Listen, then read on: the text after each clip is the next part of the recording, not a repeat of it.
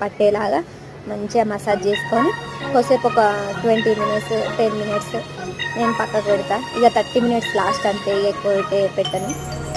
పెట్టిన తర్వాత రైస్ కడుక్కొని పెట్టుకోవాలి. మనం బాస్మతి రైస్ ప్రిపేర్ చేస్తాను అంటే ఇంకా రైస్ ప్రిపేర్ చేసుకోవాలి. ఫస్ట్ పొడి పొడి ఉంటుంది అన్నట్టు లెమన్ వేస్తే.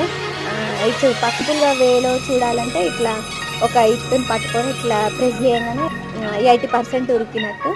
అది ఫస్ట్ చికెన్ వేసుకోవాలి. చికెన్ వేసుకొని కొంచెం కొత్తిమీర, పుదీనా, ఫ్రైడ్ ఆనియన్స్, మళ్ళీ కొంచెం నెయ్యి వేసుకొని పక్కకు పెట్టుకోవాలి. మళ్ళీ రైస్ వేసుకోవాలి.